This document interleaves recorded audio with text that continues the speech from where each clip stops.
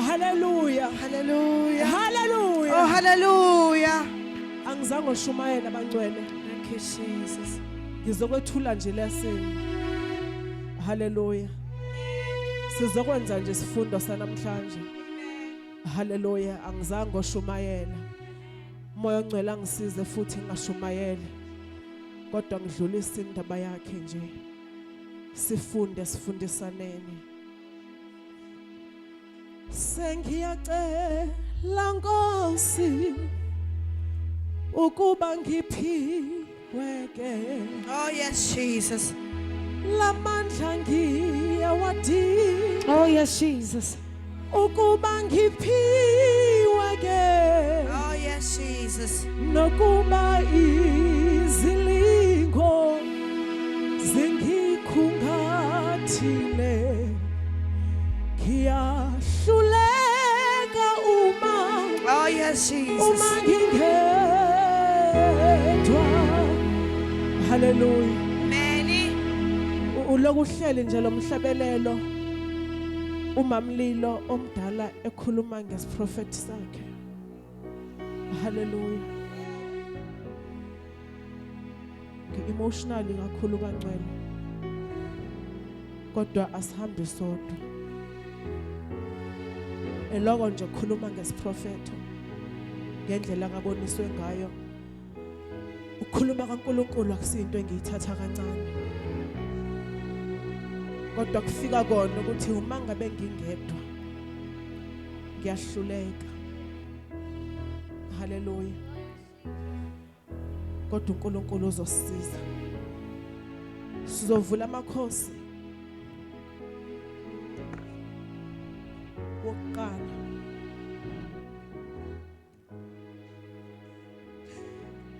Ngiyahluleka uma ngingedwa.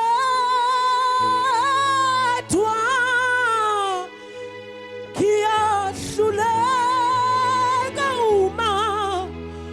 uma ngingedwa. Ngiyahluleka mina. Ngiyahluleka uma. Ngiyahluleka.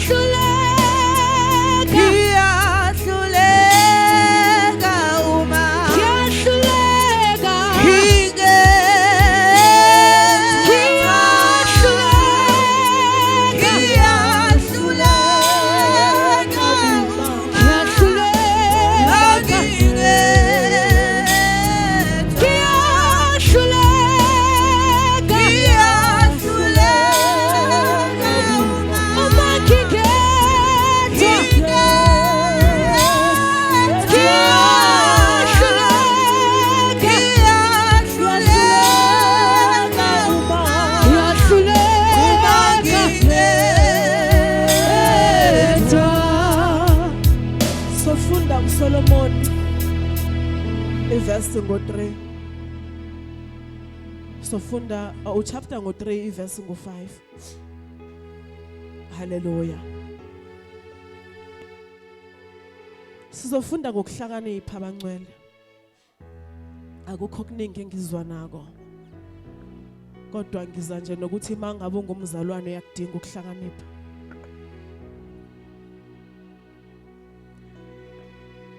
uGibiyoni uJehova wabonakala kuSolomoni ngephupho ebusuku. uNkulunkulu wathi cela lokho othanda ukuba ngikunike khona. uSolomoni wathi wenzele inceku yakho uDavide ubaba umusa omkhulu njengokuhamba kwakhe phambi kwakho ngeqiniso nangokulunga nangobuqotho benhliziyo kuwe. Wamgcina futhi lowo musa omkhulu wamnika indodana ukuba ihlale esihlalweni sakhe sobukhosi njengokuba kunjalo namuhla. Manje Jehova uNkulunkulu wami ubhekile inceku yakho inkosi esikhundleni sika Davide ubaba. Ngingumntwana omncane nje angikwazi ukungena nokuphuma. Inceku yakho iphakathi kwabantu bakho obakhethileyo isizwe esikhulu esingena kubalwa esingena kuthathwa umumo waso ngokuningi. Ngaloko yiphe inceku yakho inhliziyo elalelayo ukwahlulela abantu bakho ukuba ngahlukanisa okuhle nokubi. Ubambe lapha elalelayo. Ngokuba ngubani ongahluleli labantu bakho abakhulu kangaka na? Leyo nkulumo yamanhle emehlweni enkosi ukuba uSolomoni wayecelele yonto. Haleluya.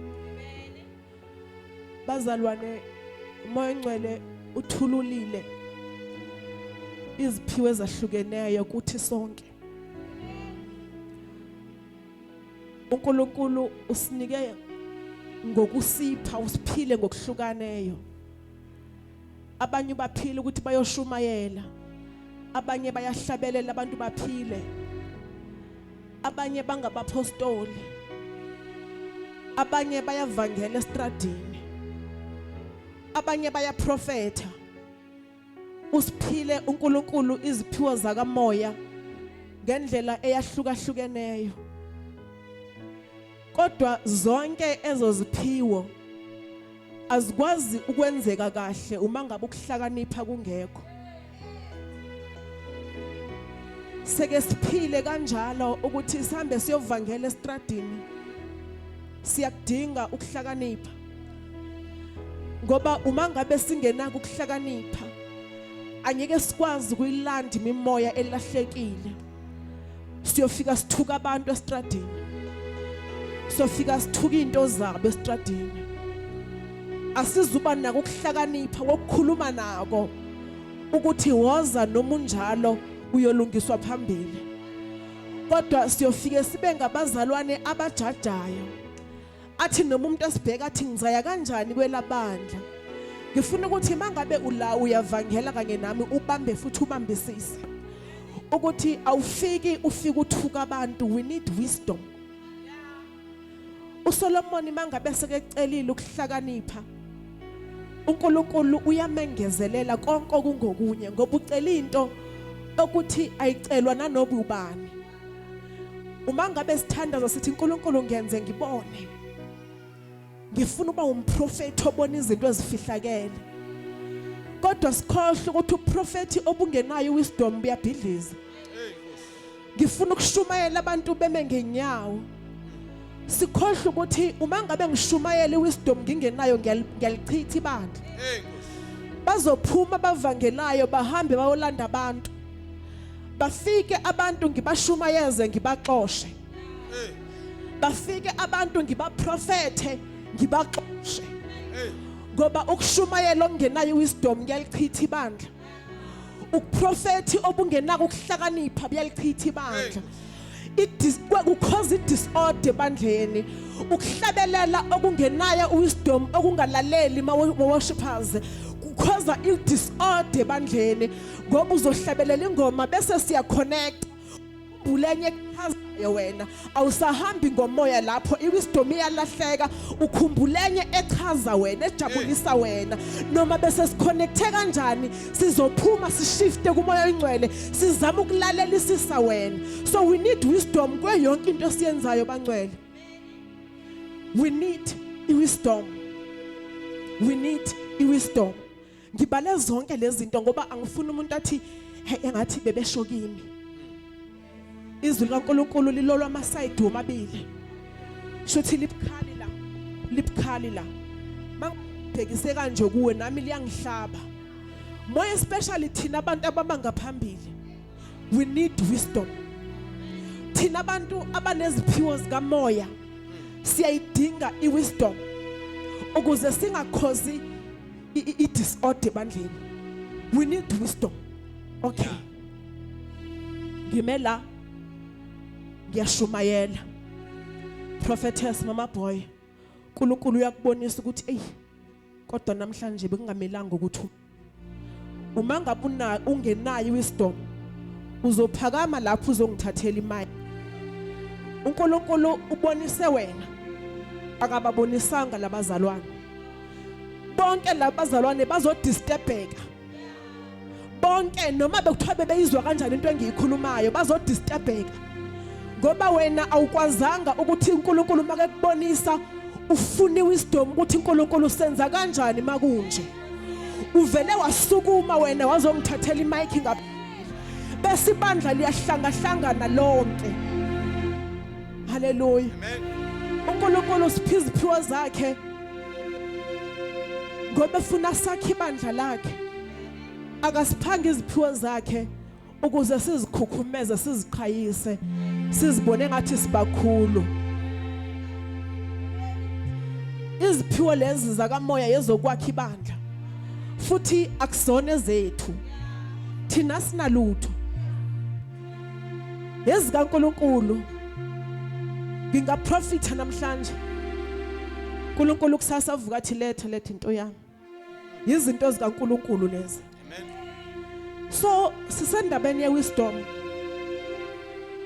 uma ngabe ungumzalwane one wisdom ufunda ukuthi ukhomenta kuphi uphendula kuphi okay uphendula kanjani ukhuluma kanjani uma ngabe ungumzalwane one wisdom uzokwenza iexample last day emsebenzini mangifika enkantini uthi omunye ngiyazamula ngikhathele uthi omunye hey akubambile amadlozi namhlanje mfundisi ngiyasmile ngiyathula uyaphendula omunye uthi awumazi lo uthi amadlozi amadimoni phela usonta kulamasonto athi amadlozi amadimoni iyanda vele iyaqhubeka incoko uyaphendula nomunye bayakhuluma nabanye yilaba abalahlayo balahlo abakhulu babo balahla in bayamthulile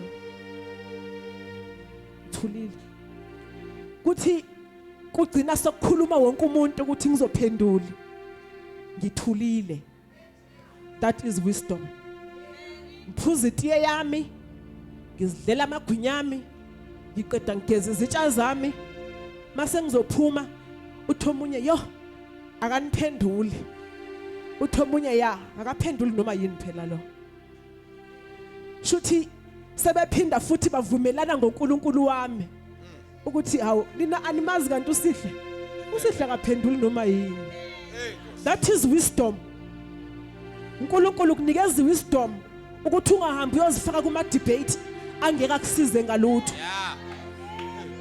that is wisdom ukuthi ungahambi uyohlaza ivangeli uyolwa nabantu abangalwi nawe kodwa balwa nevangeli uthi thulani mina ngiyonilwela ngikhuluma ngewisdom uma ngabe mamlilo uNkulunkulu ukwambulele something you are the prophetess of God uNkulunkulu akakunikeza igift akakunikeza wisdom kuyomela sifunde ukuthi sikhuluma kanjani mangabe uNkulunkulu sekasambulela ngikhule ngikhonze eZiyoni yazi bokuze kwenzeke baze bakucelele ngaphandle ukuze kungabi ne disorder ngaphakathi haleluya ba prophet abala kule ndawo ela nithandazele iwisdom thandazele ukuhlakanipha thandazele ukuthi noma so uyikhuluma iprofesi yakho yenza sense ngoba uyayithandazela futhi ucele iwisdom kuNkulunkulu amen awuzuthi mangabe ufika la ngaphambili uthi Sister Heret akumelanga ahlabelele namhlanje. Wena Sister Heret no. Ulele phezolo. Awukwazi ukuhlabelela. Umoya ngcwele uyangibonisa wena. We don't do that. Yeah. Sidinga ukuhlakanipha. Sidinga ukuhlakanipha. Ukuze sakhe ibandla. Sidinga ukuhlakanipha. Mina njengomfundisi mangilanga phambili ngidinga wisdom. Uma mngonyama uzile kimi angitshela ukuthi yazi angizwani kahle noma mfundisi kunento enje singazwani ngayo. Mina njengomfundisi I need wisdom ukuze ngingadivertizwe, ukuze ngishumayele izwi uNkulunkulu akalihlelile ukuthi lishunyayelwe ngaleyo mini ngingadiverti izwi. I need wisdom ukuthi mbangilanga phambili ngikhohlwe ukuthi uma mngonyama nalona akakhulumisani banendaba enje ngine sengishumayela ngaleyo. Sidinga wisdom. Yeah. Need wisdom. Siyakha ngcwele. We are a church. We are building a church. Siyaswetha sishiswa ilanga sishumayela uNkulunkulu estradini. Asizubakhipha sebengenile. Akekho noyedwa phakathi kwenu ozobakhipha sebengenile. Egameni lika Jesu. Sidinga wisdom yokukhuza ngisho ingane lapha emuva. Ingane mayonela uyidonsi noma kanjani bomama beSunday school. Awuyidonsi noma kanjani ozuyivalele ekhoneni lapha ayisakwazi khona ukhona la. Le ngane mawuyenza kanjalo uyayihlambalaza. Uvusa isilwane enganeni ngaphakathi. And angeke responde kahle ngoba sokuvuka isilwane ngaphakathi enganeni. Khuluma nengane kahle. Khuphele eminyango uyitshela ukuthi akwenziwa kanje. We need wisdom kuwo wonke ama department esikuwo. Yes, Lord. Ngoba uyobona ingane seyikuphendula noma kanjani ngoba ukhulumi nayo kahle. Hallelujah. Angazi nokuthi kukhona esikufundile. Amen. Kodwa indaba yami ayikhonde kakhulu. Ngifuna ukuthi nje sidinga ukuhlakanipha, sifunda ukukhuluma. Ngoba wisdom ifundisana ukukhuluma. Wisdom iyaqoqa ulimi. Iyenza ukuthi ubone ukuthi ngiyaresponda lana ngishaya ngesmile. Lana nje ngishaye ngathi angizwanga. Iyathulisana. Ithulisane sowuza ukuthi kunento evukayo. Bazalwane sinyama sinenyama negazi. Yabona le phone le ingangifakazela. Uthi sewubhala istatus uthi ngoba ngikwazi kumtshela uthi ngitype la. Athi umoya engcwele hayibo. Hey. Wena na.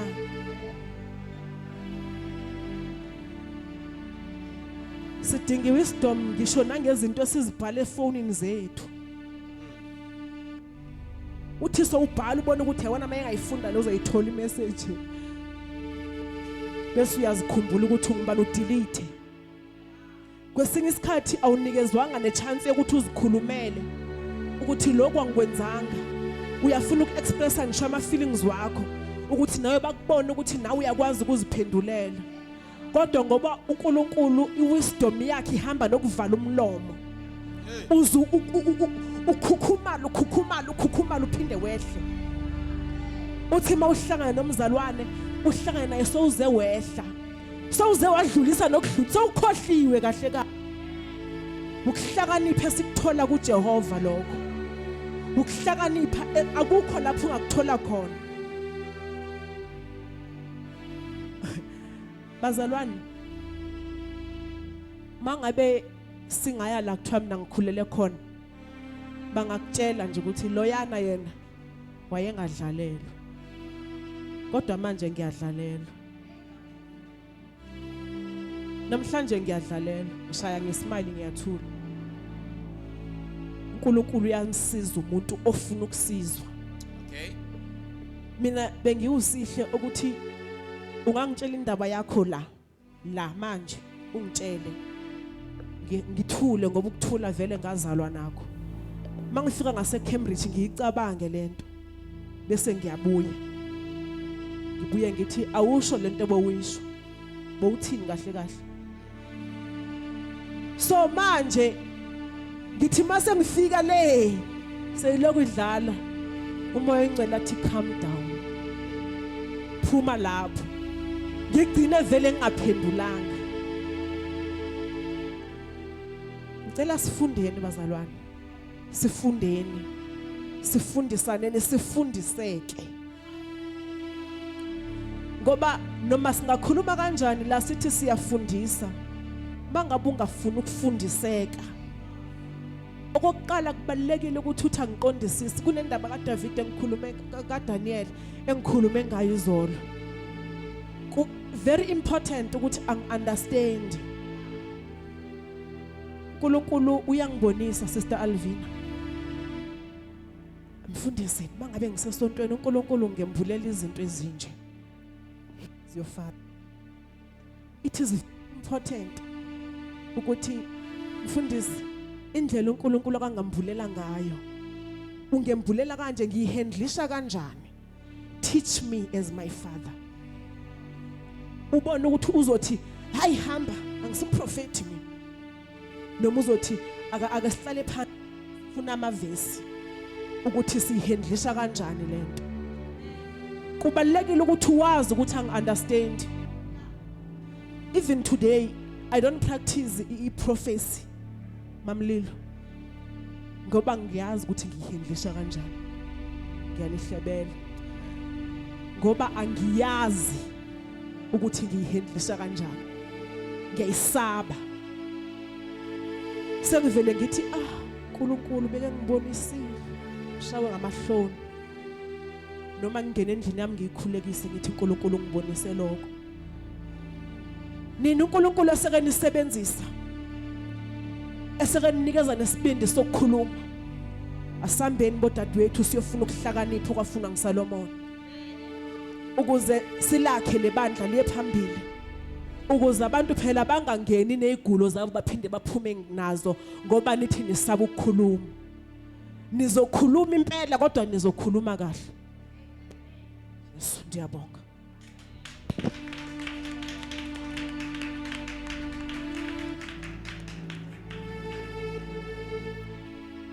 Father, we